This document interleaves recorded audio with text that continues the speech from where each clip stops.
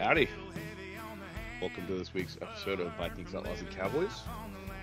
Today, the Jarl and Viko the Bearded One will be discussing sagas. What is a saga? How do you form your own saga? What type of character are you in your saga? As well as favorite military fuck-ups? And our current drinks. What are we drinking today? As always, this episode is brought to you by the Bearded Viking Mead Company. One day you'll be able to purchase their mead drinks. Remember, these drinks are not mediocre. They are legendary. Whereas this episode is also brought to you by Rogue Industries. If you have any apparel needs, whether it be hats, shirts, shorts, or tank tops, reach out to them and give them a call. They will take care of all of your apparel needs. And finally, this episode is brought to you by Boss Graphic Design. Reach out to Rudy for any of your graphic design needs, whether they be analog or digital. He'll take great care of you. With that being said, let's jump to it.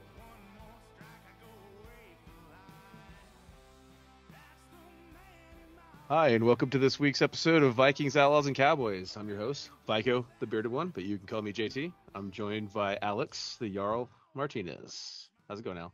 Sir? All right, so on today's episode, we're just going to cover a couple of great things. An introduction to our sagas, which is an idea I think that Al has kind of brought up in the past and kind of talked about just very, very lightly. We'll get into that. We're going to cover some of our favorite fuck ups in the Marine Corps or in the military. That should be fun. Yeah, it's gonna be hard, right? Well, there's a lot of them. I got two branches to cover. You only got one. So. That's true. Yeah. And then what our current whiskeys that we're drinking are. So we'll get into those, and then we'll do a recap of our upcoming meetups. And I think that'll probably cover the most of the time, but we'll wing it after that. So we'll go from there. So sagas. Yeah. So in your mind, what's a saga? I think it's just a story, right? It's your own mythology. So you are in charge of making your own saga, your own story, and it could be bad. You could be that guy, or you could be that guy or gal that it was bad, and you're changing your saga, right? So you're rewriting your story, right. Being better, changing, seeing things that you're not a good person in or not doing good at, and just trying to make a change for the better, right? So everybody makes changes, I think, in their own stories when they see something that they don't like, or when they get a reaction or response from somebody that they don't like. So I think it's just really us making up our own story as we go, right? What stories do people tell about you at your funeral? Oh man, so that's going to be the most epic. So when I die, whether it's tomorrow or in 60 years, or maybe I'm a bionic man at some point, I don't know. Ooh. Maybe I'm like Wolverine and I just keep regenerating and I just get hit in the head a lot, you know? Robots, man. Robots. Oh yeah, for real. So an interesting thought that I have when we talk about sagas. So we all heard the beginning or my origin story of a saga, but one thing I think we should always call out is like, what are you in your story? Like, what is your saga? Like, are you the main character? Are you the good guy? Are you the anti-hero? I feel like I'm an anti-hero. Like, I don't feel like I'm a hero. No, you know I think if you are the hero of your own story, you're probably an asshole. Oh yeah, I think those people are called narcissists. I guess that comes down to that. I think we all have a little bit of narcissism in us. You have to though. Well, we're in, especially veterans, right? Yeah. We've all been the hero in our own mind at some point, right? But absolutely, it really just comes down to not being a huge dick. Unless it's called for. There's a time and place to be a dick. Yes, right? There's a time and place. But yeah, I think it's important to not. I mean, you're going to be the hero every once in a while, right? I think if you're the hero of your own story, maybe you're not writing your own story right. I don't Right. know. I don't know. Definitely a good question, right? If you're the villain in your story, like, is that what you're going for? Like, there's definitely villains I can relate with. Like, people are like, oh, like who? And I'll be honest with you, Thanos. Dude had a fucking plan, bro. He snapped. The world became like kind of sad, like you relate with him. You're like, oh man, yeah, totally. I have to do this thing, and he did this terrible thing, and then and then at the same time you relate with like a Captain America, and you're like, God, I wish I was that fucking good, right? Nah, I would never want to be that Uh, nice and pretty, dude. well, the funny thing about Captain America in his saga, right? So he was pretty and he was the right, and then all of a sudden he was like, you just fuck you to the Fed, right? He was like, I'm out. No accords Well, it's happening. because he was a veteran, dude. Yeah, that's He why. spent so many years in Discharge service. papers. They're Yeah. like, I got froze, and I still had to come back and finish out my contract. Like, Yeah, he that's was pretty he fun. was a little salty. Yeah, fair enough. So it's an interesting thing, right? And the other thing I think it's interesting is like when we talk about the sagas and where we come from, the origin stories. Everybody, doesn't matter if you grew up in the same exact household with the same exact parents, you have a different story. Right, you It's see stuff way oh different yeah, perspective, and it's just like you never really realize it when you're a kid, but once you get older, like you're watching your parents grow up too. oh yeah, dude. So like It, parents are different, man, between like the oldest and the youngest. Like I'm the youngest, right? And they said that mom and dad were totally different when I oh was yeah. small compared to when they were, and I was like, well, sucks for you guys. Oh, 100%. Like, so I was the oldest, and I didn't get my first sleepover because back in the 80s and 90s wasn't weird to go sleep over at your homie's house, right? Like now, where you have to worry about everybody identifying as whatever Oh, you I know. identify, How and you're weird just, is it now? I You have don't, to can you, vet the parents. You yeah, have to can do you like a please fill out background this check. background check? Yeah, dude. It's Yeah. like everybody's like, oh, dude, it's so. I'm so glad my kids are older, but I didn't get my first sleepover until I was fucking 15, and I my think little brother got his at fucking 8. that's see, dude, it's funny story about that too, right? Hmm. Sagas and everything, right? I think I was like 12 first time I got to sleep over at somebody's house. But like my boy, he's 8 now. I think the first time he had one was last year, but I had met the parents, a couple times before, and then the parents of his friend, super cool people, right? But I didn't know him. I had a couple conversations with, the dad and everything like that, and we are so on the same page. It's like, and he's a big monster of a man, right? Hmm. So, his palm's the size of my head. So I was like, all right, dude, I'm glad we're on the same page. Like, I get it. All right, he can sleep over at your house. You send your kid over to mine. We're good. The kids are safe, right? Yeah. And it's just it's so worrisome nowadays too. Just I'm to have your kid playing in the front yard, even if you're in a nice neighborhood or bad oh, neighborhood, it doesn't probably matter, dude. especially if you're in a nice neighborhood. Especially if you're in a nice neighborhood, right? Dude, it's scary. It's so fucking weird to me, right? I look back to the being a kid of the 80s, right? When I was fucking 8 years old. Uh, so it was just 89, 1990, Christmas for 1989. Mom and dad just had barely got married. We got fucking rollerblades, bro. Oh, Rollerblades, wow. dude. Right The when they first first came like out. 2 weeks, your back hurts Oh because you don't know fuck. how to skate yet. Dude, even worse than that, right? So we obviously in Salt Lake. I grew up in West Jordan, and I'm sitting there in West Jordan, and it's Utah. So like some years it's fucking cold and frigid in December, and other Right, years it's right. tropical, and other years it snows, and it's just a fucking it's like the most bipolar state there is, right? Oh yeah, it's insane. So we get fucking rollerblades. We're going out, fucking roller skating front yard, and it was just like, dude, we made a fucking ramp. We were jumping shit. We didn't know how to skate, but we just could go fast. We You're couldn't like, brake. put them on, build a ramp. Put them on, build a ramp, jump to the grass, tuck and roll. Oh, dude, the first time I broke my arm really bad was on skates. Oh fuck, dude, that's comedy. Actually, And one of my I, I don't claim to ever be a good skater, right? But I had right. friends that were pretty good at it. So I was like, dude, I'll just fake it till I make it, dude. And I think that they knew that I wasn't faking it very good, you know. and I've tried a half pipe, dude, and things did Oh, not go well. It was like a broke ass like half pipe at a skating rink. It's just fuck. arm in half, dude. Just So grabbed fat. it, skated over, and I was like, "Hey, mom, I think we gotta go to the hospital." She's like, "Why?" I was like, "It's broken. It's like down here." And it was so we spent like I think it was like my 13th birthday in the ER. them trying to put my arm back together. It was pretty nice. It was awesome. Did you get a superpower from it? Oh, dude, my superpower was I asked questions in class because my arm was like this, so I always had a question. Oh, you My didn't become teachers like thought it was great. you didn't become like the kid from the No, little rookie league of the pitching year. rookie of Yeah, the rookie year. of the You year. didn't? No, No. Fuck, sucked. that's bullshit. I had to play that baseball season just left-handed, man. Mm. I mean, I was already a lefty, but I didn't throw lefty, but I figured it out really fast. Oh, nice. Okay. So it's funny that you say that, right? So same ramp, years removed. We replaced it from broke ass fucking particle board to like some bougie board we stole from a construction site Right, makes sense. because we're children of the '80s.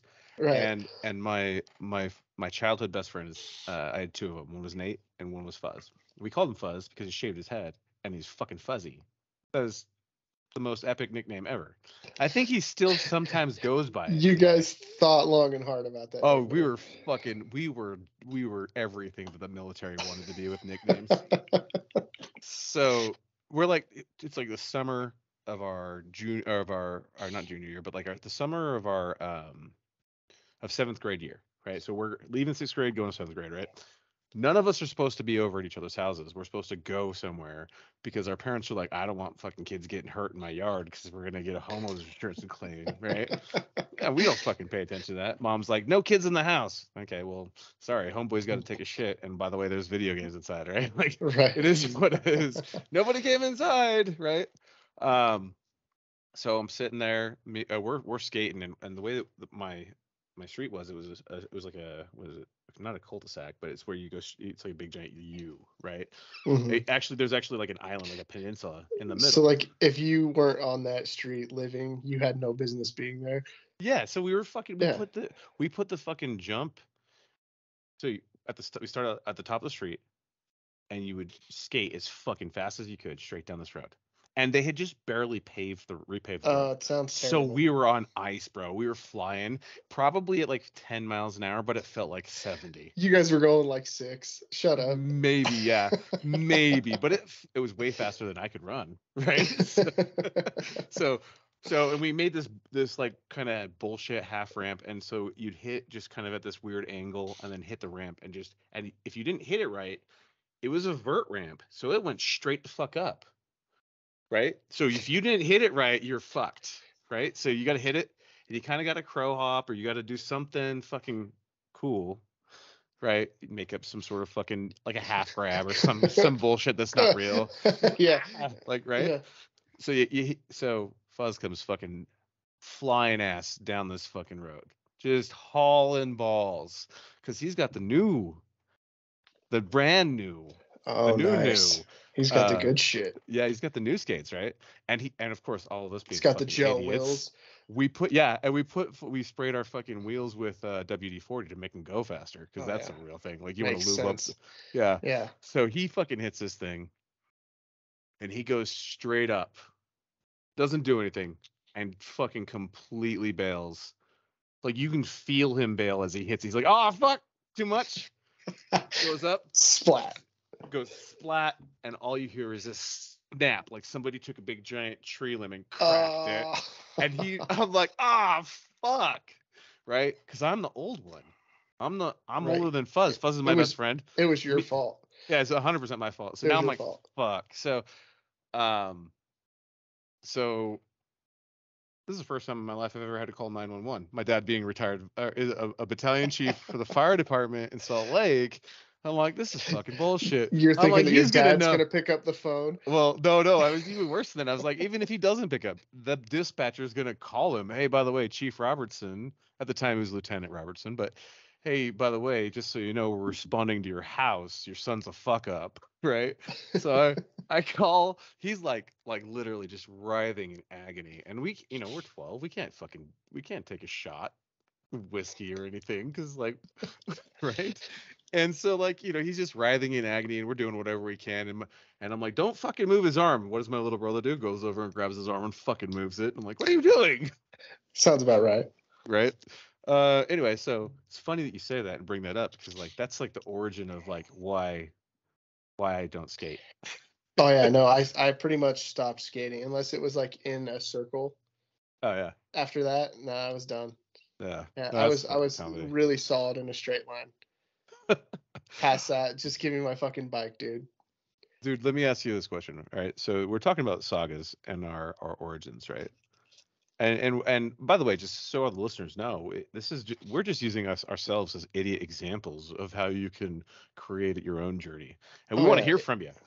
Well, it's your stories too, right? Like we've heard, feedback from people, on the what is it, the social medias and in the YouTubes and stuff like that. But like we still want to hear your stories and everything too. Yeah, But dude. I that's all it is. well, Is it's just telling stories, right? It's just got a fun name. Your saga, yeah, man. Like, right? yeah, like the sagas of Eric the Red or of Ragnar Lothbrok or all of those things. Those Yeah, all of those it. super badasses. Any Viking story ever. The sagas. Well, pretty much anything that was pre the Crusades when they got rid of everything. Yeah, Yeah.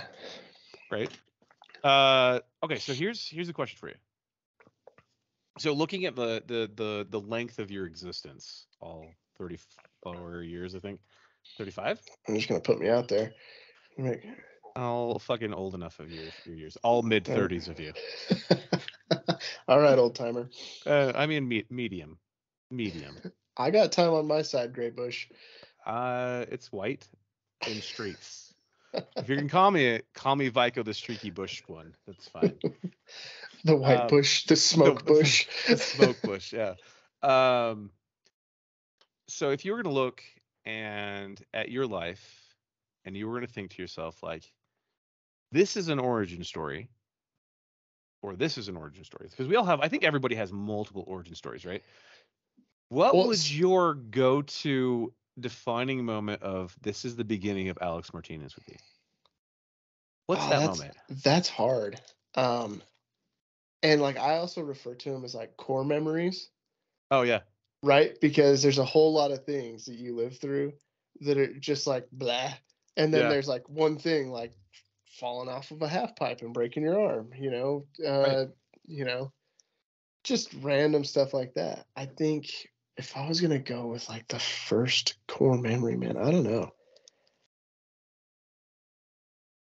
That's tough because you go through a whole lot of stuff when you're a little kid, but you don't really have. I don't want to say you don't have identity, but you don't know who you're gonna be. Right. I I think one of the biggest core memories I probably have was the day I finally walked off the baseball field. Okay, so tell me a little bit about that. I mean, like I walked off of many baseball fields and I still walked back on them. What do you mean by that? I never walked back on one again Like to field of to play. dreams filling. Like it was my Kevin Costner moment for sure. Okay. And You just I've got you just got mad at Shoeless Joe Jackson because he bet the wrong team or what? bro, I would have hugged Shoeless Joe Jackson. No, it was like I had a friend whose like brother was coaching, and it was just kind of a stupid mix up in what he was saying versus what I was doing, and it was like one of those things where like it was basically it, right? It was after this you're going to college or you're not playing anymore. Oh, And there was a whole bunch of shakeups and everything my senior year. I'm not going to go into too much detail, but it had to do with, the coach being let go and all kinds of drama, right? okay. So kind of the seniors were hung out there. So it was the last time I walked onto the baseball field. It was the first time I quit anything ever. I, the next time I quit something, it was smoking, and and I was already in the Marine Corps. That's a weird flip, but all right. Yeah, no, I'm just saying, like, that's why it's such a core memory, dude. It Yeah. was one of those. It was the first time I quit anything, and it was something that I loved, something that I was really, really good at, and I think that was a core memory. That was kind of the beginning of who I didn't want to be, because I didn't want to quit, Right. but it was put to me, it's my way or the highway. Oh. And I had played for so long. Like, this guy had only played for, I think, 3 or 4 years longer than me, and went to like some podunk college in the middle of nowhere and played like a little bit of baseball in whatever corner of whatever he was in, Whatever 1A farm team, maybe. Not it was Not like even... it was like a D4 college, right? Oh. It was like they'll take anybody to play baseball. So it was like Eastern Mississippi University of Like, Kentucky. there's more competition in like community college baseball. Wow. Okay. And Tell me how you really feel, Jesus. yeah, no, I'm sorry for all of you that have played baseball out there, but yeah, a lot of you can eat a dick. Anyway, so it was kind of put to me my way or the highway, and I was like, you know what, fuck you, dude, it's the highway for me. And that was the first time I'd ever done that, right? It was the first time, and it was a core memory because I didn't ever want it to end that way, Right. but it was a moment of, I don't want to quit, but I'm not going to do it this way. And the team was not doing good, and I'm not the one that's going to abandon the team in, a time of need. But I was like, okay, well, this is why the team isn't doing good, dude, is because you're handing out ultimatums and people are dropping like flies. So It's really interesting that you pointed out, like, this is like I think this is interesting because I have a similar a similar story, and I'll add on to that in a second. But so, like, you're not using this as like a moment to complain about the team. You're actually saying, hey, listen, at this moment I realized, looking back, this is a core memory, that I made the wrong choice, and I was never going to do that again. I was never going to let this kind of thing interfere in my progress forward. It's very cool that you're able to think about that.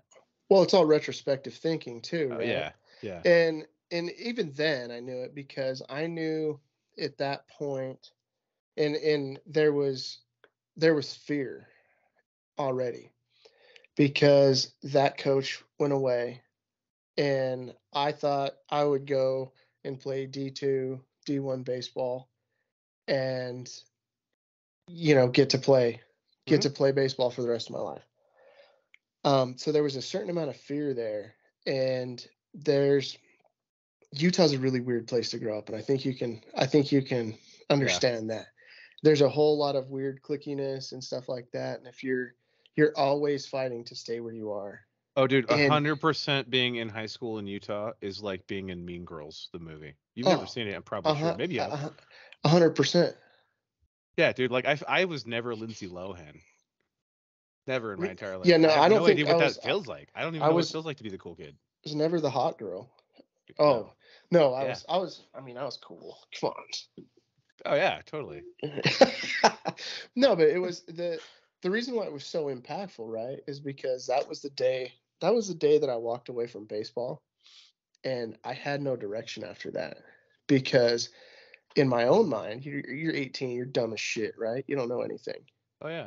So I was scared to try and walk on or go to open tryout for any college, because I was like, dude, if it's going to be like high school was, and like growing up playing was, where it's just a gigantic clique, and everybody's talking behind everybody's back, and backstabbing each other, and the Hey, like, coach I is don't saying, want part of it. Yeah. yeah, the coach is saying, I don't want you to kiss my ass, so you don't, and then everybody else is kissing his ass. It's just like, I was Yeah. like, is that what's going to happen? Because It's interesting that you say that too, by the way, on that note. And so this is another reference to Fuzz. And by the way, if you're listening, Fuzz, which I hope you are, because I listen to your fucking podcast, much love. Um, by the way, so Fuzz was one of the best baseball players I've ever seen play. Like he was a fucking rock star. He was an all star.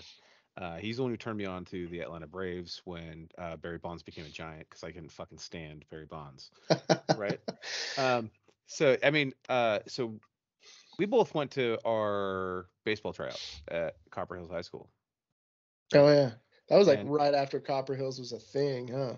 yeah, well, I mean, yeah, like I was there year 3, right? Yeah, yeah. And brand new high school, and like they didn't have anything, like they didn't even have fucking lights for the stadium. They had to play afternoon games, and it was crazy. Oh shit, we never had lights. Well, yeah, but that's because you're a I Rose was Park inner kid, you know? city, man.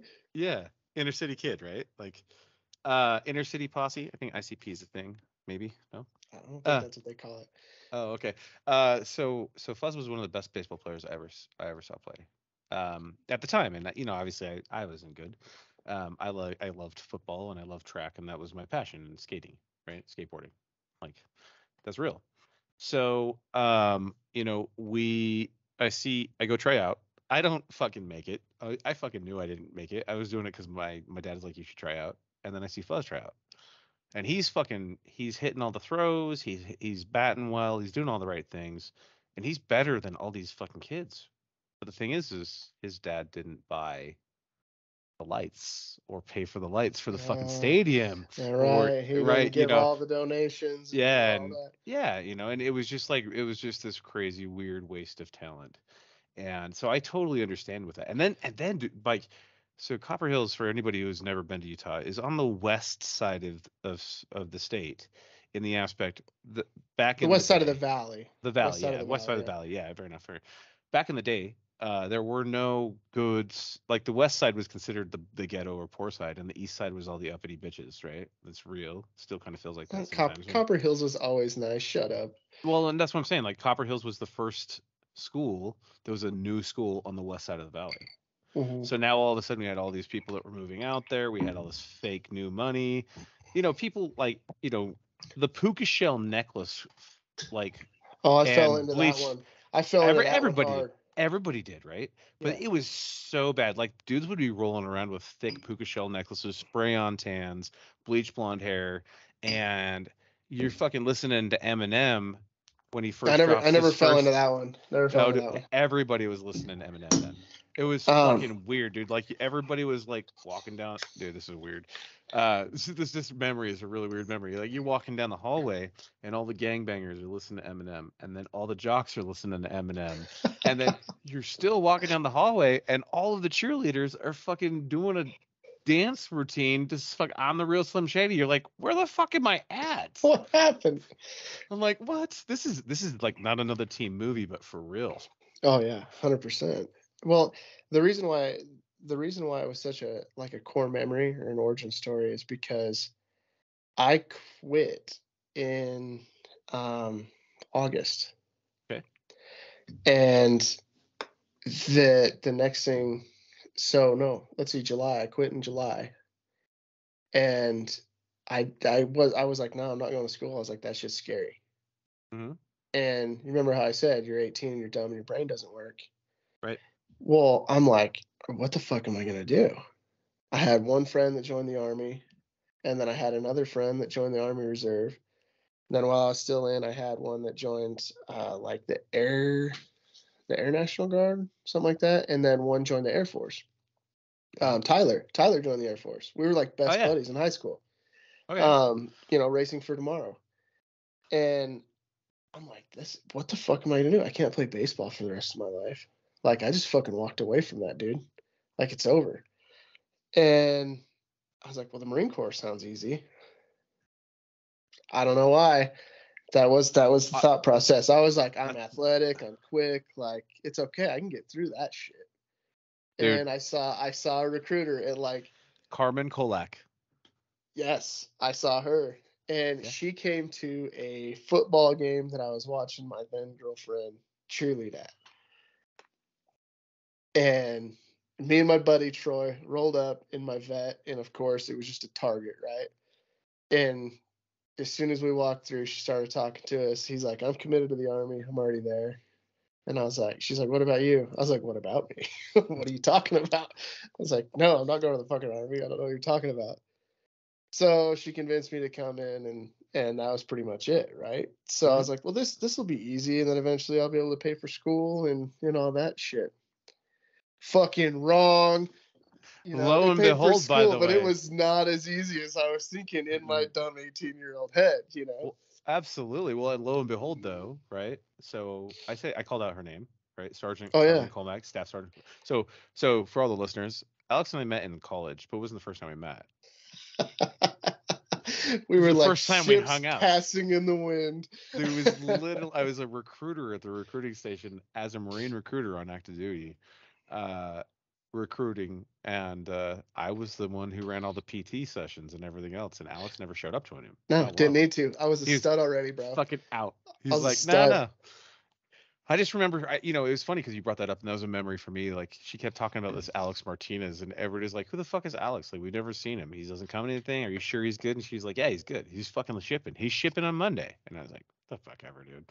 Right? And then you were fucking gone. All of a sudden you come back, and it's like, oh, yeah, I think it was PFC Martinez, Private Don't, dude. Martinez. I was a private, bro. Private. I Oh, yeah, you were sucked no dicks. slick sleeve like me, yeah. Oh, everybody was asking what I did to get busted down. It was great for like fucking forever.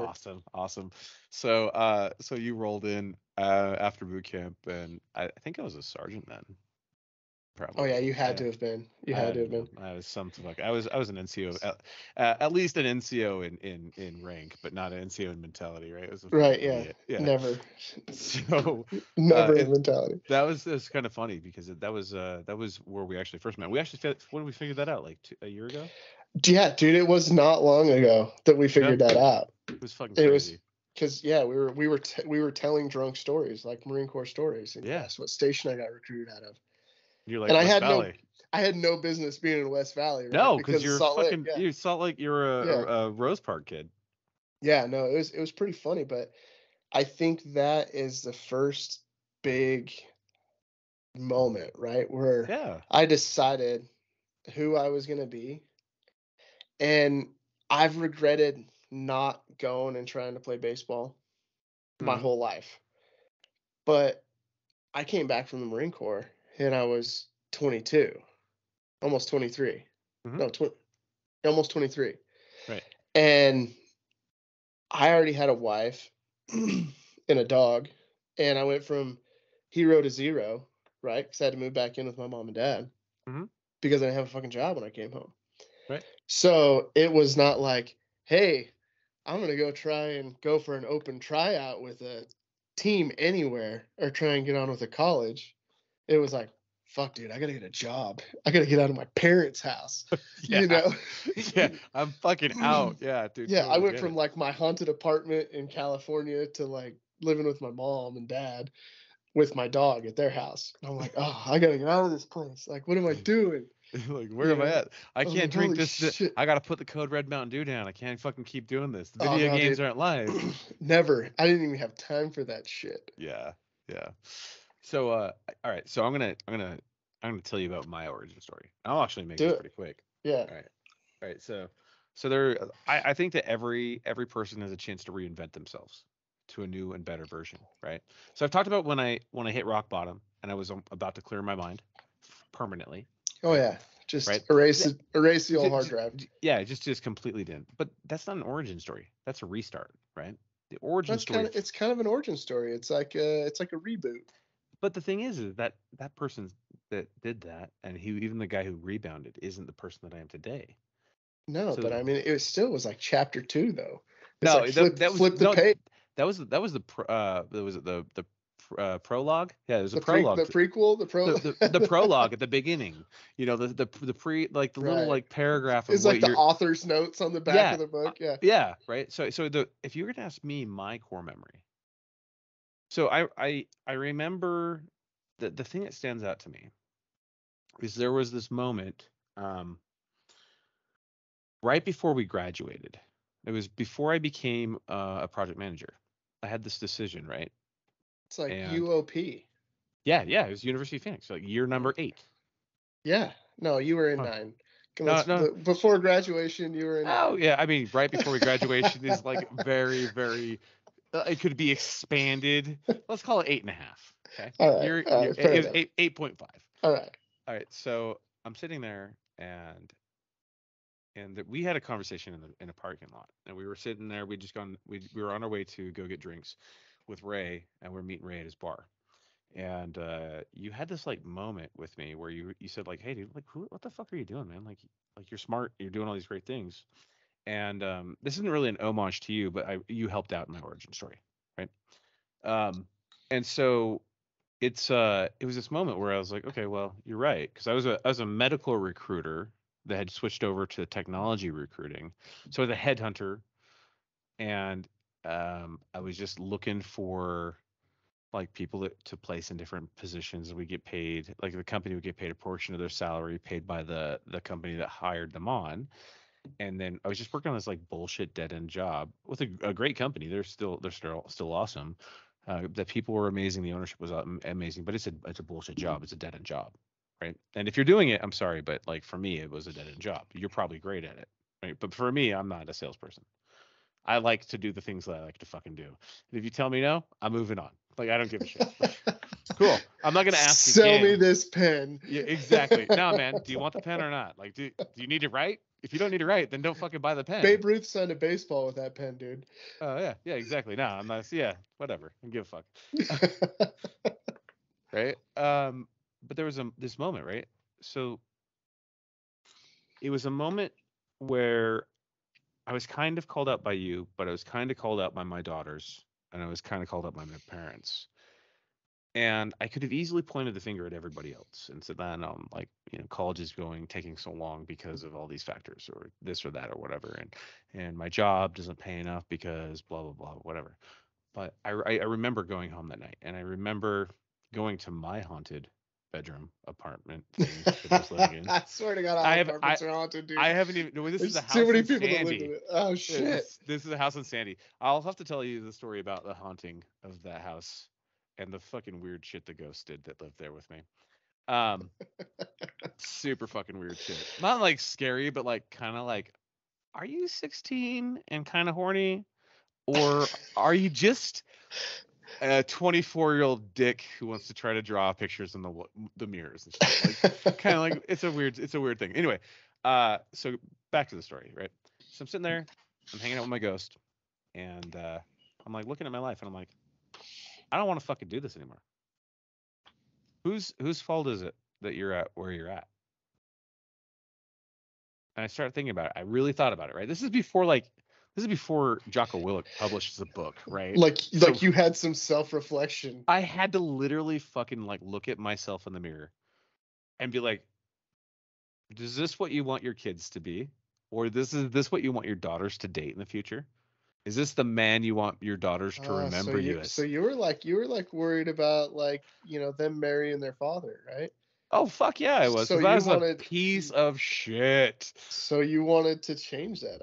Okay. Oh, yeah. So I take this moment, right?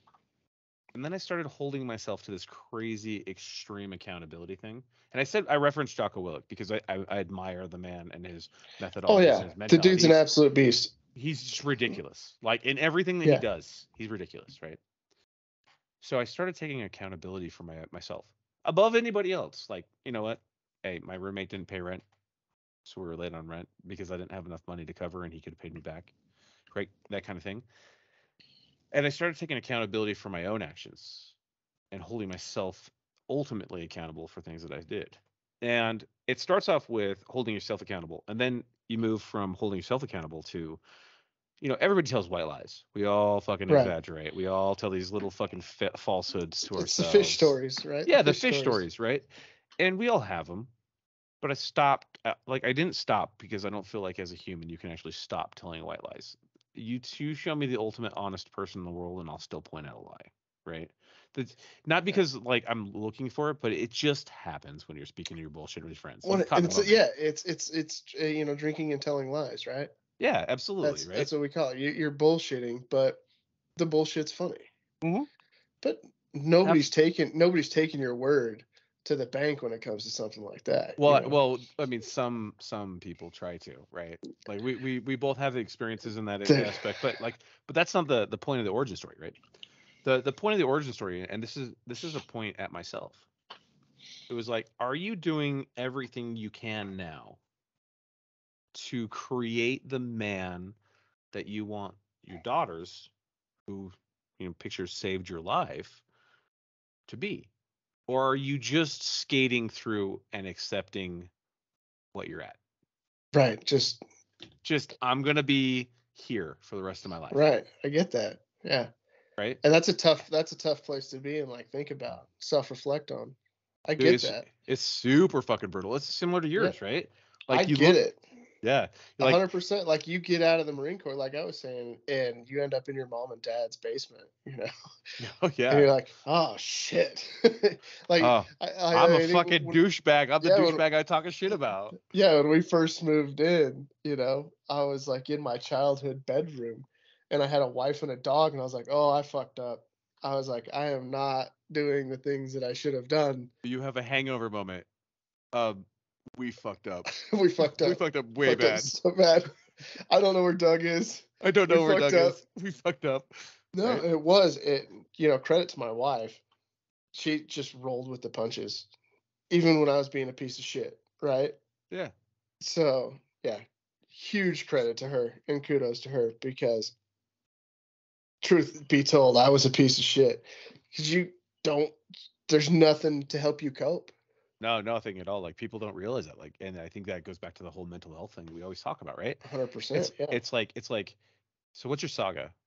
So I don't know one fucking hero, anti-hero, villain, whatever, that starts out where they're ending up, right? There's always a character arc. And if you go off of like those 90s rom-coms of like 10 Things I Hate About You, right? Oh, please don't go there. Please don't go there. You have like She's All That or whatever, those things. By the way, I only know this now. Like, even like you go to those dumb things when you're dating. Like, there's no reason that as a man now, if I'm ever dating again, ever, that I'm ever gonna go to a rom-com. It's just you're not gonna get notebooked. No, man. I don't give a fuck what you want to watch for a movie. You look like the kind of guy that notebooks a girl, actually. Nah. That's just I feel like you've notebooked a girl or two in your day. Dude, I actually You're like, hey girl, you honestly ever seen The Notebook? No, man. I actually watched The Notebook for the first time 4 years ago when my daughter was like, Dad, we're gonna watch The Notebook. And I was like, what the fuck are you talking about? What is that? Like, I didn't even know about it. You thought it was like Lord of the Rings or something. Dude, listen, you want to ask me about a Disney movie? I'll fucking I'll recite by word for word every Disney movie. I'm terrible at those. I didn't watch a Disney movie until I had kids. Yeah, well, I mean, I had kids a long time ago. In a galaxy far, not far me. away.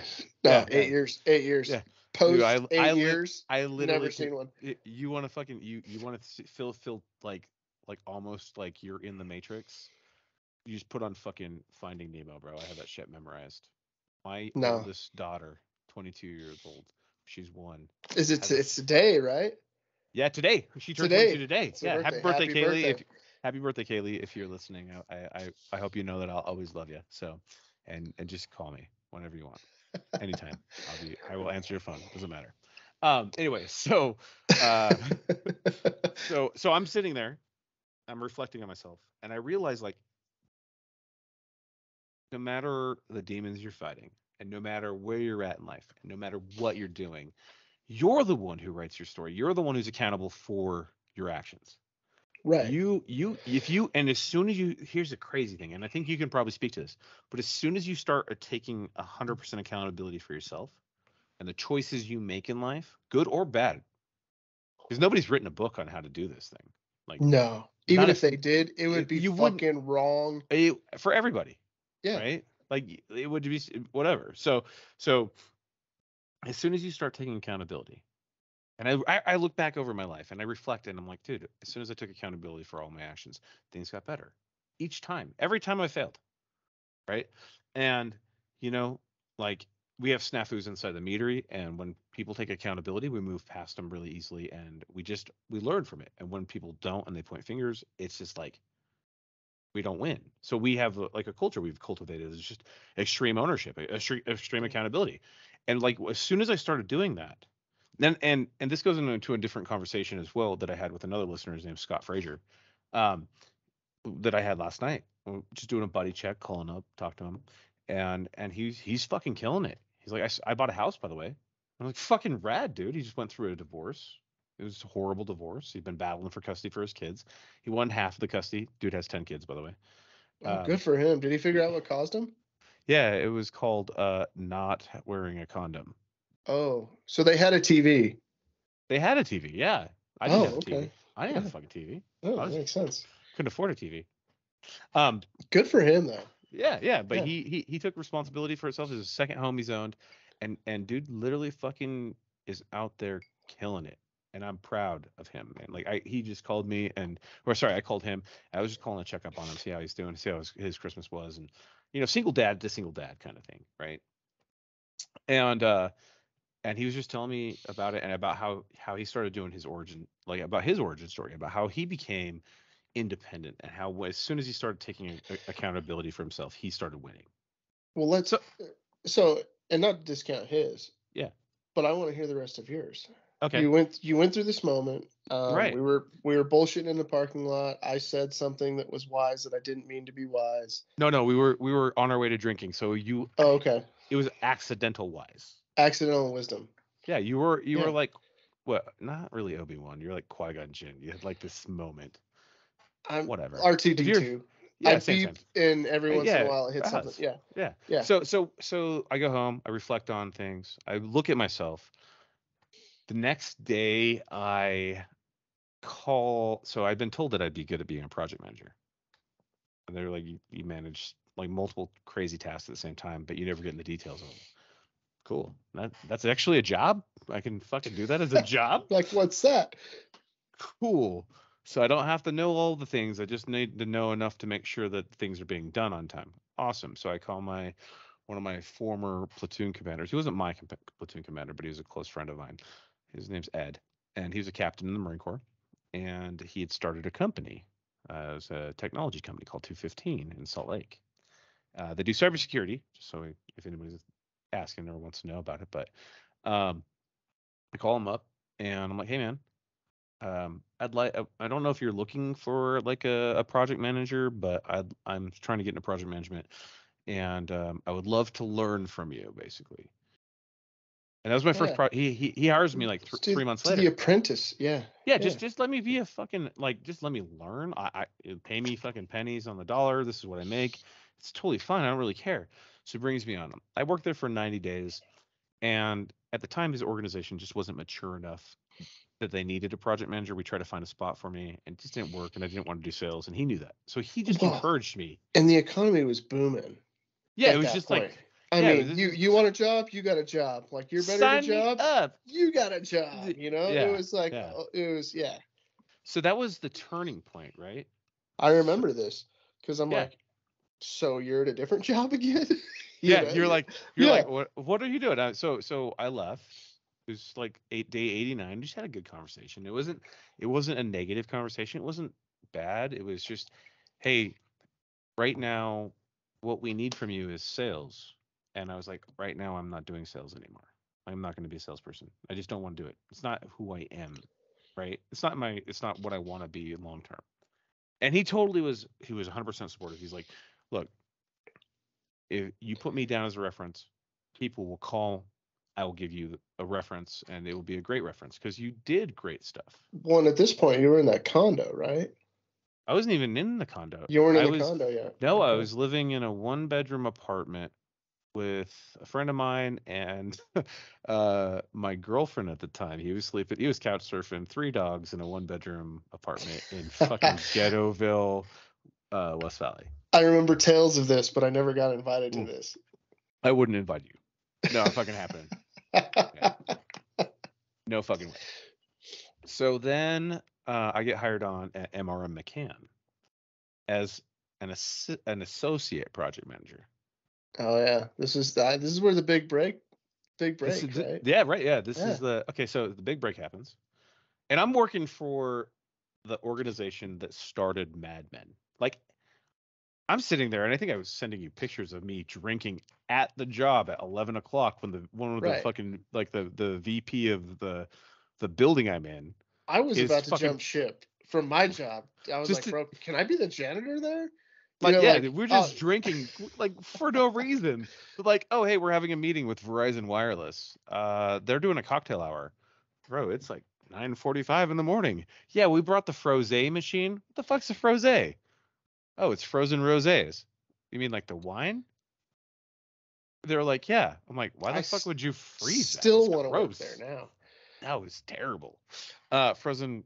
If you like frozen, whatever, frozen rosé wine, you're fucking terrible. You're probably a communist.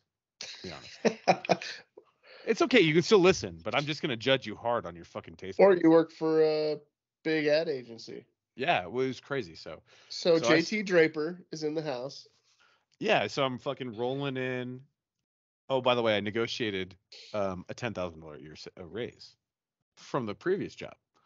So I lost my job, mutual depart. 3 weeks later, I have a new job, making 10,000 more a year. I'm at like 60,000 a year, and Oh, I'm it's like, huge. It's huge fucking though from where you huge, were. yeah, Right. fucking huge jump. And I they're mean, like, even at that time, like 60 grand, you could still buy a house yeah, making dude, 60 grand at this I'm time. like, so things are on the up and up, right? We move from, we move into this fucking townhome. Like we move from a 1 bedroom apartment to a townhome as a crew, and we move into this townhome, and it's 5 bedrooms. Yeah, it was It's big. it was It big. was It's big. surprisingly big, right? Yeah. Like you didn't know it was big until you walked inside. And you're like, oh, this is actually pretty nice. Yeah. So we move in, and when we move in, it's like we're just cruising around, hanging out, like I'm doing living my life. Get to the day before Christmas, and we get laid off. Like 50% of the company gets laid off at that location. I'm like, what the fuck, dude? But like I was like, I took extreme accountability. I was like, well, I just barely picked up project manager, so now I can put project manager, not associate PM, just a full on project manager as my on my resume. Like it doesn't even matter because obviously I was one of the ones that was You not were good you enough. were junior. I was You a were junior. junior. I was a junior, but I wasn't a good enough junior to be a rock star to be kept. Still Right? figuring out your way. Yeah, yeah. Still So figuring out that your way. meant so what did that mean to me? That means that I had to be better. That's my fault. Like I could be better. I could always be better. You could always learn. You can learn from mistakes. And it doesn't matter. It doesn't matter where you're at in life. If somebody cuts you, somebody fires you, just opens up a new opportunity. And I think I remember I think it went down like this. So this was 5 years ago, by the way. Just so you know, it was Yeah. 5 years ago. That's Yeah. weird. That's Yeah. crazy. Right? So 5 years ago happens. Then I'm like, whatever, dude. I just put my resume out there. I didn't give a shit. I was like, I'm on a 2 week holiday break. I got like a $6,000 Just floating paycheck. it. Just Yeah. I'm gonna Yeah. stay home, catch up on Game of Thrones. I give no fucks. Like no fucks are given. Like my bills are paid. I've got enough money to pay my child support for the year. I'm thinking about prepaying my child support, and that's the only real bill that I have because everything else I can cover with my VA disability. I'm like whatever, I don't give a fuck. Totally fine. So I'm like, I'll just take as much time to have the right job that finds me. So I do all these interviews. I have 3 job offers. It's dope, fucking super dope, right? You feel wanted. I'm like, You feel I'm so fucking wanted. doing so good in my life. I've started taking accountability for myself, right? My boss, my now boss, tells the recruiter for the company I work for that he wants to interview me. So the recruiter calls me. They do this. She does this fake ass, and I say fake ass screening interview because she doesn't work there anymore. Number one, and number two, it was horrible as a recruiter of technology. I like would be way more scrutinizing than she was. She's like, "You got a pulse? Do you know project management? What does a project manager do?" And I told her, she's like, "I'm gonna write that down for future reference." I'm like, Yeah. She's like, do you poop on company time? "Are Do you you? like, yeah?" And I'm like, "Who are you?" And she's like, "Oh yeah, well we're this company." Um, so it's the company's called Nova Coast. I don't actually. I love them to death. They're the best company in the whole world to work for. So, and the ownership and the leadership is just. And I'm not saying this just because like they might listen. I'm legit a Kool-Aid drinker. Like So much, I'm a so much opportunity though. Dude, So yeah. much opportunity. You've seen the rise. Oh yeah, no, it's been great. It's been It's been meteoric, right? Yeah, no, it's Like been awesome, like especially from that core memory, right? The yeah. start of the start of this saga, right? Start Mhm. of your saga now.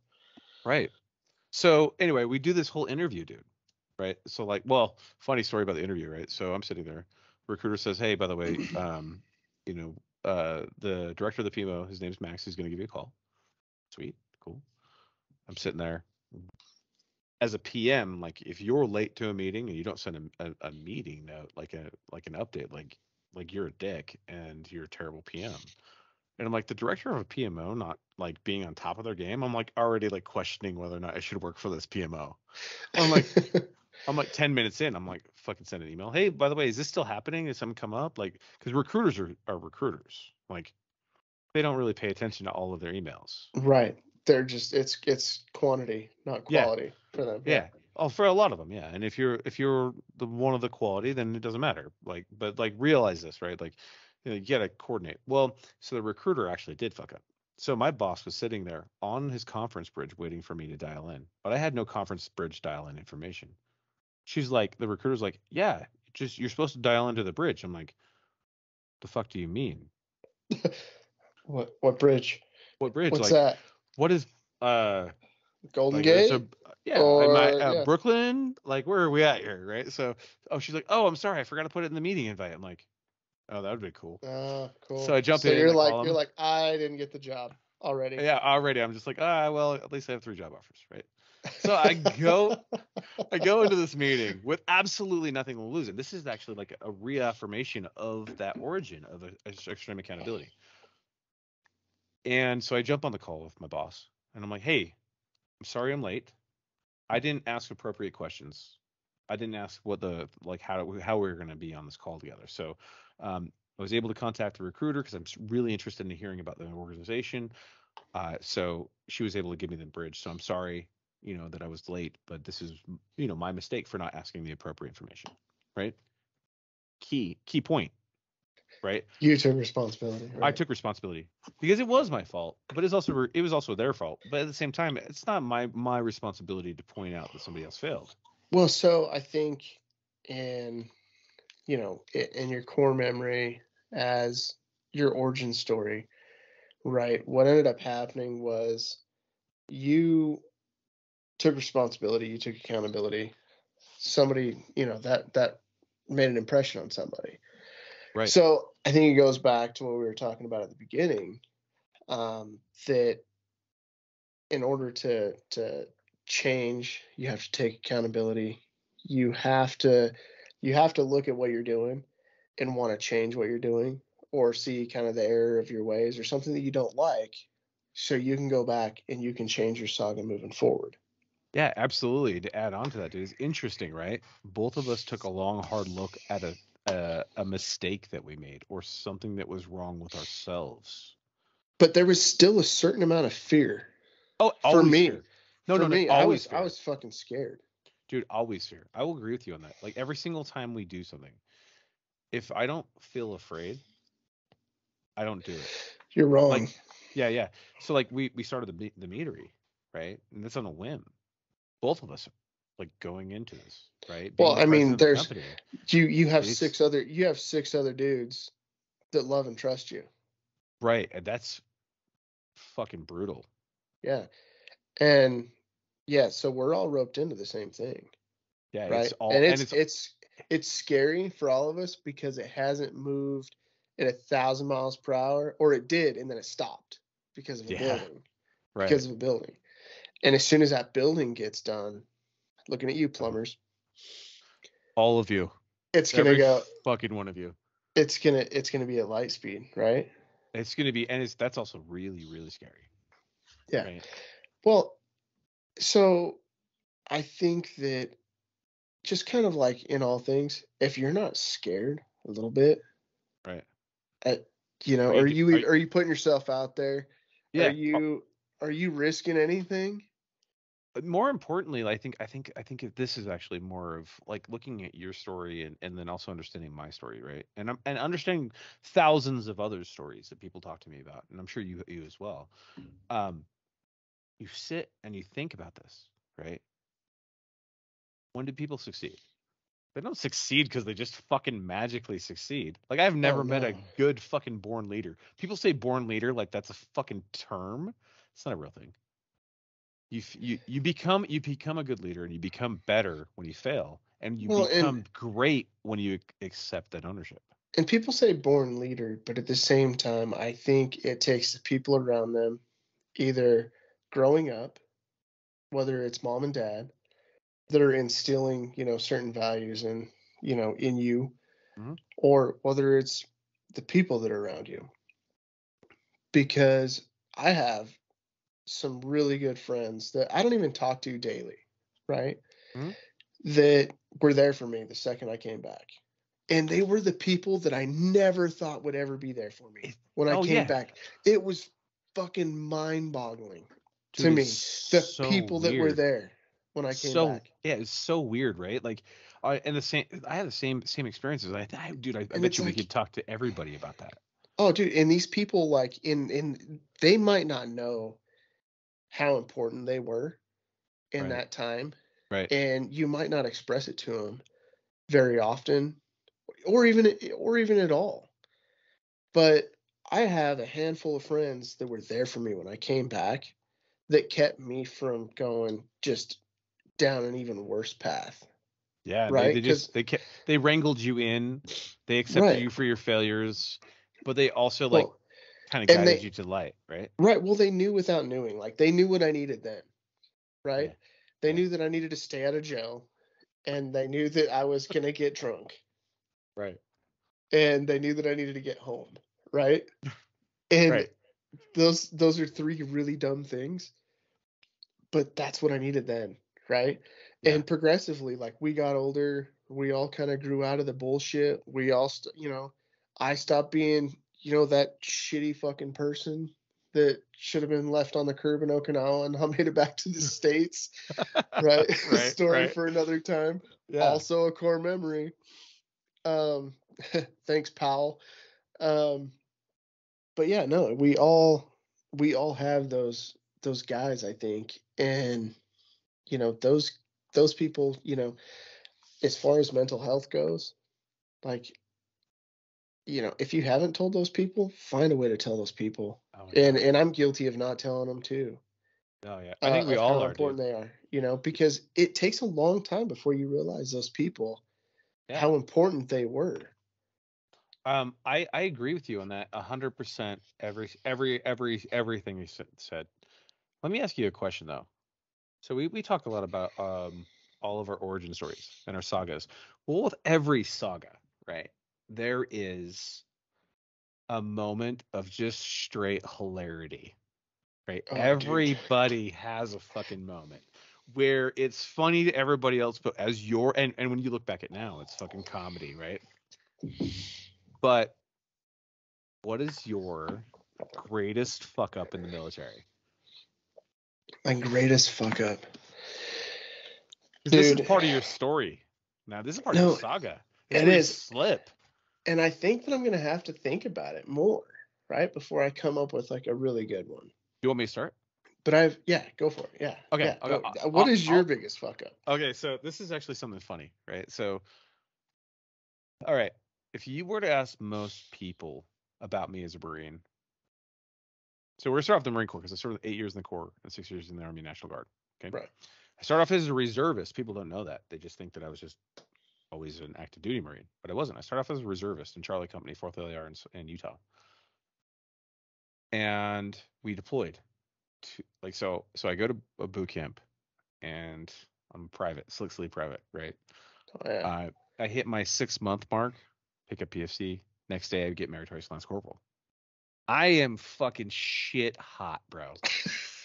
I am the fucking shit hottest person ever. So shit hot that the CO chooses me for his fucking driver for Oh my company. shit. Ah Right. shit. Ah shit. But we're talking like a combat CO, not like driving a Humvee, but like, hey, we're gonna go to fucking war. let's fucking be in an LAV and let's fucking battle. Like, I'm gonna fucking in the thick of it. Like, there are no squad leaders that are getting away with just doing squad leader shit with their lieutenant. No, man. I'm on a major's vehicle with a company master gunner, not a Marine Corps gunner, or as people refer to like warrant officers as gunner. No, the company master gunner for the 25 millimeter Bushmaster chain gun cannon, right? And dude, they're literally like, I show never up. met a gunner. I never met a gunner I that met wasn't two. the fucking man. Oh, dude, they are literally the crustiest I don't give a fuck people ever. Oh, dude, I love them all. If you're a gunner out there and you ever listen to this for whatever reason, you crusty son of a bitch, yeah, I love you. Also, fuck you for carrying CS gas bombs on McCree's. Fuck you, every part of you. But still love you outside of that. Anyway, so I show up to my unit, and my first drill's my birthday. Okay, it's also the company first sergeant's birthday. He gets frocked first sergeant.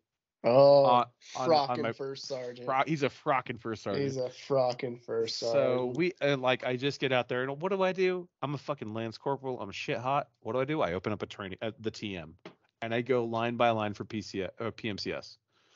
Because I literally it wasn't because I want like that. I knew that was the right thing to do. It was I literally forgot everything that they No fucking idea. No clue. So what do? You read the TM, right? Right.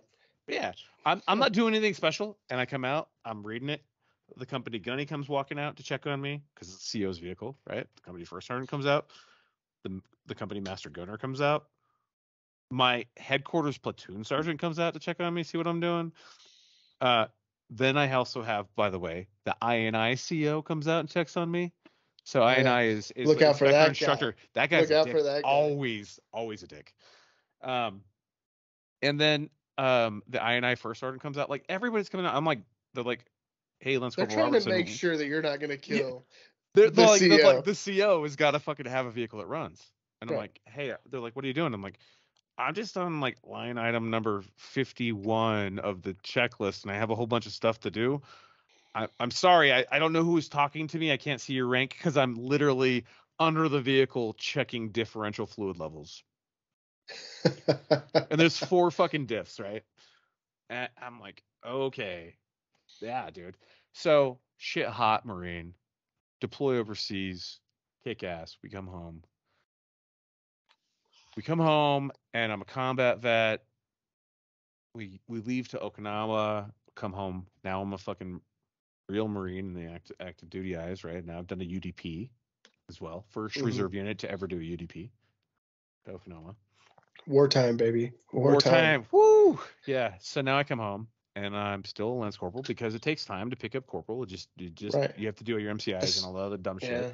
Right? Math for Marines, baby. Math from English for Marines. Leadership for Marines. Was it 5,000 series or some shit? I don't know. You know what? You bring up a topic, and if it says for Marines, you got to do it. Yeah. Like crayon eating for Marines. Got to do it. Yeah. So we're thank you. Yeah. So we're it's a very special line made by Rogue Industries, right? I love it. Good plug there. Shameless as fuck, bro. You're welcome. So I'm sitting there and I'm shit hot. I know all the things I need to know. I'm moved up to, I think I got moved up to a gunner. So I was no longer a driver, as an E3 gunner, which is actually unheard of usually, right? They're usually all NCOs. So I'm sitting there as an E3 gunner. I'm in first platoon, and just barely got moved to a line platoon, and we're cruising out to Riverton, Utah, where the armory is, and I have to stop and get gas. I'm in uniform because I'm not a fucking idiot. I don't change into my uniform when I get to the unit because I'm not waiting that long. I'm not going to get there that much earlier to fucking change. In my mind, by the way, this is my thought. Right. And this is a way young version of me. This is before extreme ownership me. And so anybody that's out there, if you don't know, if you're in the Marine Corps, you don't get out of your vehicle unless you're on base or it's a goddamn emergency. Well, so here's the great part of the story, right? So there are 3 times that you can go into anywhere. in uniform, and meaning by uniform, we're talking about your camouflage uniform. Camis, yeah. Camis. Right. Exceptions are embassy duty and recruiting duty. Those are the exceptions. Because sometimes that just is what it is. Yeah, and there's like 13 Marines on all those. The rest of us have to fuck off. Yeah. So the 3 times that you can actually go somewhere is if you stop to get gas, you can stop and get gas because you need gas. Oh, see, it changed while I was there. Oh yeah. So this is your ass better have school. A full tank. Oh, so you can now you weren't going anywhere. Well, so now here's the thing, right? So this is before we met. So you could still pay for gas, and you can still stop and get gas, but you have to get out of your vehicle, insert your credit card, and pull it, whatever, right? Like you can't, like they didn't. I don't know what the change was, but the Marine Corps order was gas, diapers, or milk for your baby. Oh yeah, no that changed. Yeah. So we're getting ready to get rid of ma'am and sir, so I don't. I'm not even going down the path. I don't even fucking know. Anyway, back to the story. Whatever. So I'm at the Maverick, right off of Redwood Road on your way to Camp Williams. I get out of my vehicle. I fill up with gas. I walk in. So I walk inside. I give like a $50 bill. I walk outside. I'm filling up my vehicle with gas. I hang up the thing. I walk back inside and I grab a cinnamon bun. I didn't leave the cash register, by the way. I didn't know this was a thing, right? So I grab a cinnamon bun. I give it to the cashier. Just a fat cake. Just because I hadn't eaten. I didn't get coffee. I didn't get anything else, right? Not a fucking thing. I grabbed the cinnamon bun and I hear this Lance Corporal Robertson. I was like, you should have got the coffee. The coffee would have been acceptable. I wish. The fatty cake. I turn around and is it a sergeant? No. Is it a staff sergeant? No. Is it a fucking gunnery sergeant? No. It's the company first sergeant. Not even just the company first sergeant, the I first sergeant. Uber dick. That's it. Yeah, I'm fucking crucified. Cool. I already know what's happening. He's like, do you know the Marine Corps order on going to the gas station in uniform? No, I don't. Cool. You better. You're gonna know. So I get there, and he's like, "This is your biggest fuck up." This super fuck up, though, right? Like you don't think this is a big fuck up, right? It becomes a fiasco because it's a company I first sergeant, right? Right. By the way, we're revisiting this next week, so that way you can tell yours, because I know that I'm dragging on. But like, here's the thing, right? So then we go. He's like, you'll he's like, be in front of my office at parade rest. Damn it. Fuck, man. Like, and by the way, I'm not talking about like when I got busted down or anything like that, because that's just the dark fuck up. But like, this is the funny fuck up, right? So I go, and I'm like, do I still get the, like, at the moment, I'm like, well, do I still get the fucking fat kid cake? Because I'm still hungry. Do you eat? Do you finish? Like, you're it's like already vinegar there. strokes. It's like vinegar strokes. You like, already got busted. What is it? Yeah, what's he gonna do? Do I finish? Yeah. Yeah. You gotta finish. Fuck off. Fuck it. Like, you gotta finish. No. Fucking dumb me. You didn't even get the fat cake. No. I just grabbed man. it. So I go out and I stand in the sun, and he walks past me. Like, every part of this is like I'm the spy at the hatch yeah. Like, super terrible, right? Sitting outside the duty hut waiting to get called in. I stand outside at parade rest for 2 fucking hours. I have, like, my squad leader. His name's Anthony Mutter. At the time, I think you met Anthony. I think so. Sees me and he's like, Robertson, and I'm like, I don't even pay attention to him. I'm like, I'm so fucked no matter what I do. If I acknowledge you, I'm fucked. Like, I'm at parade rest. I'm not allowed to fucking say anything. And he comes up and he's like, Robertson. I was like, I can't talk to you, Sergeant. I can't do anything right now. Fucked. And the first sergeant's like, Sergeant Mutter, I'm dealing with Robertson. And I'm like, oh, fuck. Shit, like, he did out see of his me. Out of his door, right? And our company gunny, his name's Art Roth. He walks past. He's like, thought you were a better Marine than that. I'm like, what the fuck, dude? Like, am I getting crucified for getting fucking like a fat kid cake at the gas register? Like, am I gonna die? Like, I have no idea. I'm put like lives in danger. I literally have a fucking combat, like a combat, like at 20 years old, I have 9 fucking medals and ribbons. 20 years old. You had your chesty polar starter kit. I was like, fucking, like, are you serious? Like, fuck you guys. Like, every part of me is so mad at the world. So the first sergeant literally smokes the living shit out of me. Smokes the fucking shit out of me. Formation is delayed, by the way, because he's smoking me. Good for you. Good for him. Super fucking dark, right? By the way, first sergeant Butler, if I don't remember your first name, but if you're remembering this, I hope you get a fucking kick out of this. Like, I'm not even mad at you. It fucking makes me giggle. Yeah, come and have a drink with us. Yeah, come on.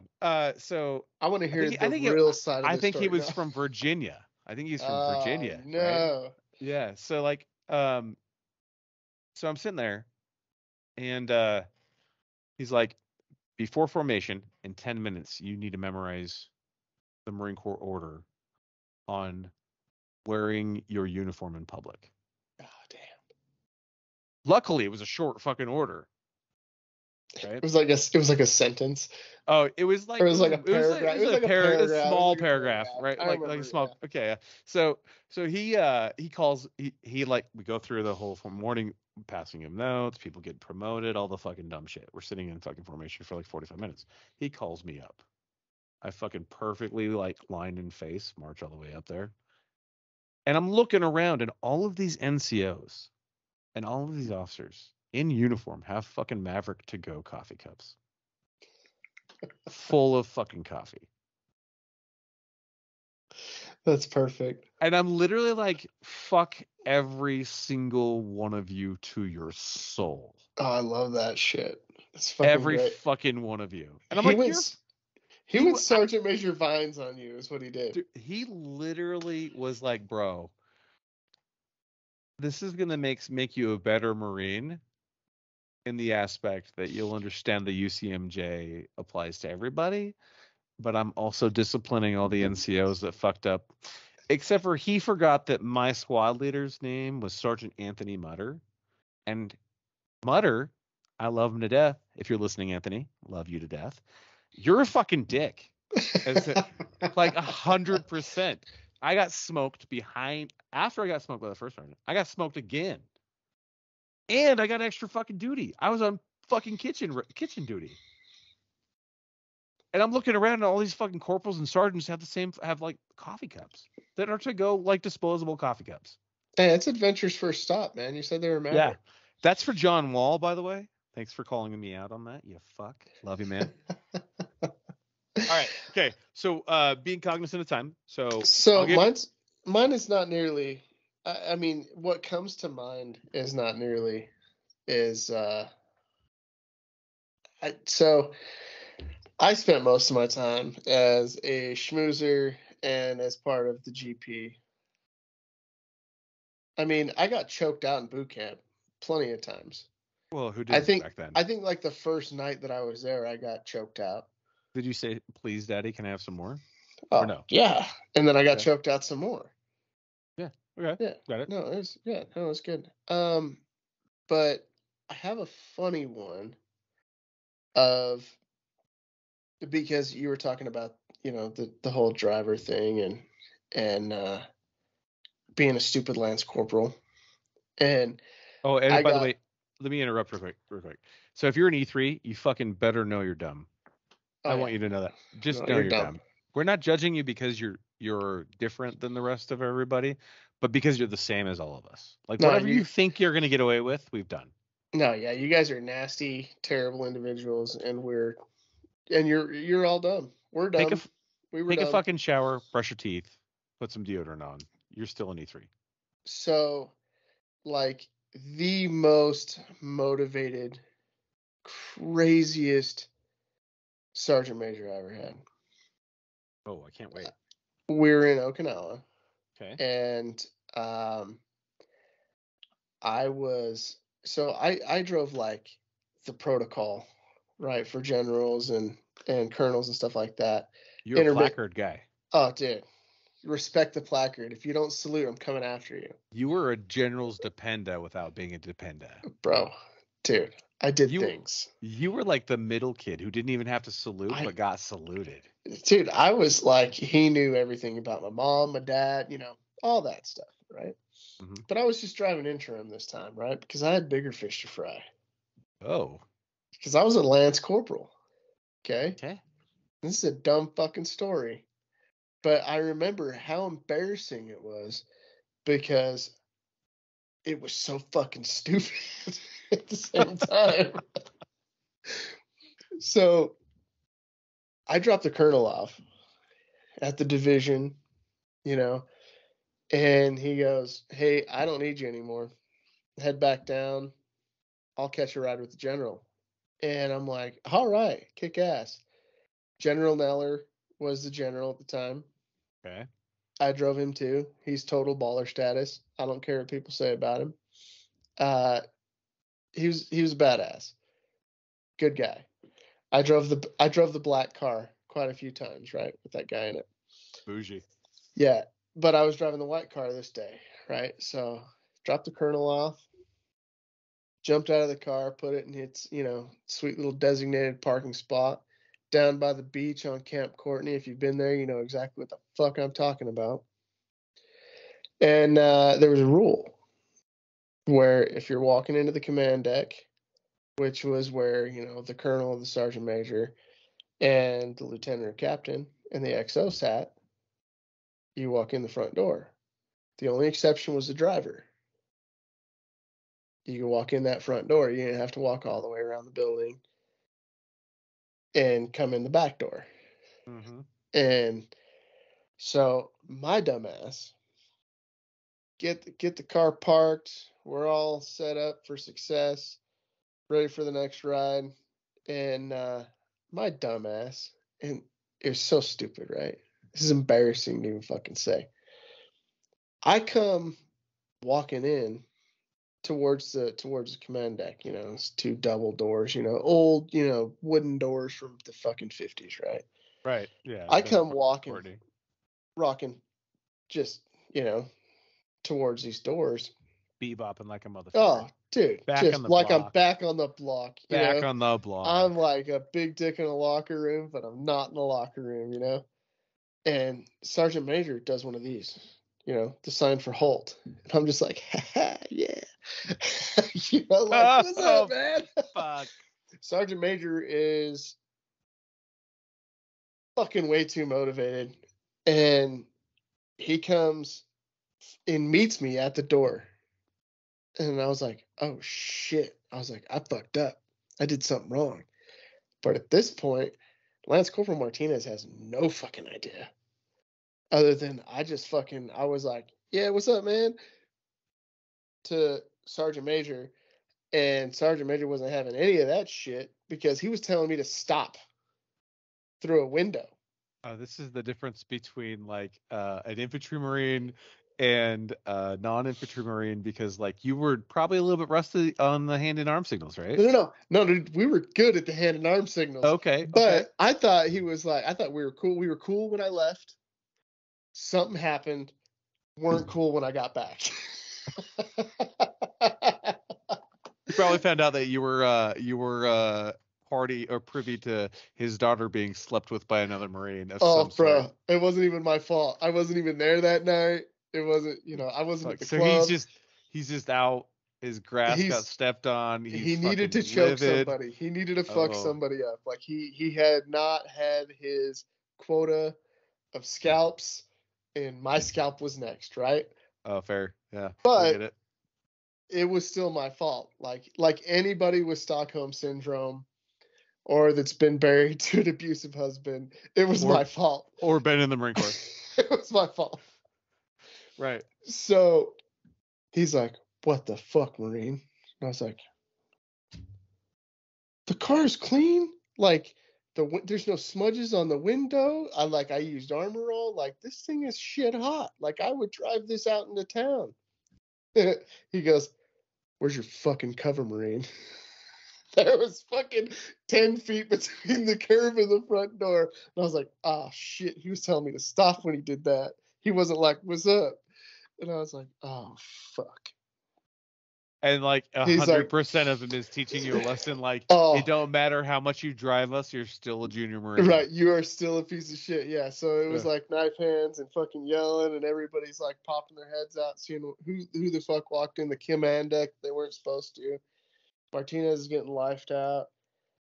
And dude, being lifed out is a fucking trip. Oh no, it's funny because like you're like, oh god, that was dumb. And you're still getting lifed out, right? Yeah.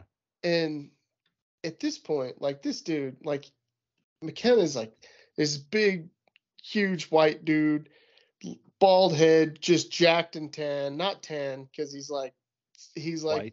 See-through.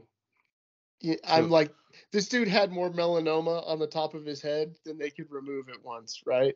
Jesus. Yeah, no, if you're still alive, McKenna, like, I get it, bro. I always wear my cover. Even he actually keeps even it indoors. in his truck. Always. Same cover. Yeah, same cover. So he goes, so what are you going to do to go out and get your cover? I was like, well, I'm going to take off my blouse because then I'm in boots and utes. Smart move. Solid and I can move. Be without. Yeah, this is command deck thinking, right? Right, but then also, as soon as you take off your blouse, now you're able to be smoked. Right. Well, I've already been smoked at this point. Like I've seen staff sergeants in gunnies cry in the front of this 6 inches and centered from this man's desk. Right. Oh, Jesus Christ. This guy, he was that guy. Okay. Right. Got it. So me and my infinite wisdom, right? I'm like, well, I might be dumb for not wearing my cover into the building, but I'm not going to be dumb to go get it. You know, took my blouse off. And I was holding it in my hand, walked out, grabbed my cover because it was on the dash, because I threw it up there so I could polish the car for the next time I was needed in between rainstorms. Grabbed my shit, walked back in. And then when I walked back in the front door, I got lifed out again, which was great because I didn't have my blouse on or my cover on. And at that point, I wasn't the CO's driver. I needed to go around to the back door. So, awesome. The fuck games. Oh, dude. Most epic. Great. They're most awesome. No, they're epic. Great. But that's probably the funniest, like, get fucked up smoked story ever. I have a lot of great stories about the National Guard. I know we don't have enough time today on them, but if you ever meet my first sergeant, his name's Chuck Barkey. He'll just ask him about me, and he'll tell you, "Oh, you mean hypothetically speaking?" And I'm gonna leave it on that note for next time. So that's part of the follow-on origin stories, or the stories for us, right? So the beginnings. Yeah, the beginnings of who we are these days. So we've had a lot of great conversations today. The biggest thing I think is everybody has an origin story, and like we were saying, we want to hear from you. We want to hear where you're at. So. Big question. I mean, obviously we drink a lot of mead, but I think we should do a drink review. What do you think? Like a mead drink review, or like a... Well, whatever we want to do for that week. So I mean, obviously we're sponsored by the Bearded Viking Mead Company, right? And the Bearded Viking Apparel Company and all the things that go with the Bearded Viking. However, I think that we could also branch out. We could do some things. Like, for instance, today... I'm drinking Spirit Hound Distillers straight malt whiskey, distilled in Lyons, Colorado. This is a single barrel malt. This is barrel number 251, bottle number 194, and it's quite delicious. I think Bond would love this. I might bring this down. Might would love this. I would love it. What are you drinking? Drinking Tin Cup again? I'm back with the Tin Cup, yeah. You know. Is that because of Kevin Costner and his Tin Cup fucking homage, or is it just because? No, does he do a Tin Cup homage? I'm pretty sure he was. We need a fucking Jamie. Remember, we set up. We need a Googler. I haven't but I'm seen pretty any sure- resumes Not one. or resumes. I want to say it was a movie. Let me see who the cast is real quick. Did he? Tin Cup was a movie. The cast of Tin Cup. Oh, No, I am that was a wrong. golf movie. That was a golf Yeah, movie. which is No, also makes it is- super weird because you're not No, good at this golf is- either. Tin But Cup, Kevin because Costner, it comes with its own Kevin- shot glass, bro. Kevin Costner is in Tin Cup. Oh, I know. I love that movie. Yeah, it's a fucking great movie. Yeah, Yeah, but it's like the Field of Dreams or Bull Durham. It's like the Bull Durham of Yeah. golf movies. absolutely, he literally had a chance just to putt around or play it safe and golf around, and then he hits a hole, a hole in one on shot 41 or whatever, because he had such a big lead to re-qualify for the Masters the next year, right? Yeah, I don't. It's been probably 15 years since I saw it. I just remember that it was awesome. He was super And- skinny then, less gruff in the voice Well, I mean, I think with age comes gruff and weight. and that. Yeah. Yeah. Tin Cup though, still solid whiskey. I'm down to do some drink reviews. I fully intended for January, and this is something that I've never heard of before, but I intended for January to be Gin January. Ooh, that's an interesting dynamic there. It's Gin January, right? Wow. But you can say that my commitment wasn't there, Because we're or- whiskey and mead people. or you could say that my memory wasn't there, Fair enough. because I love gin. I actually do too. Like the old lady in me loves gin. Dude, I don't think you even have to love gin to be an old lady. I think you have to be an old lady to love gin, though. There's nothing more I- refreshing than a G&T. Oh, dude. I had a great G&T this weekend, by the way. I actually mixed it with mead. A mead G&T. Oh, yeah. MG&T. Yeah. It was MGT? It was a mead and MGT? tonic. But I'll Mead tell and you what. So we should actually circle back to the gin. We gin. should. Let's do We it. should. I love gin, and gin is underrated as shit. Yeah, actually, way underrated. Because a lot of you bitches just drink vodka, but we're bougie, so we drink gin. Gin. All right, so it's time to wrap up the episode here. So I am Viko, the bearded one, but you can call me JT for short. I'm the Jarl. You can call me Al. Cheers, motherfuckers. Cheers, motherfucker.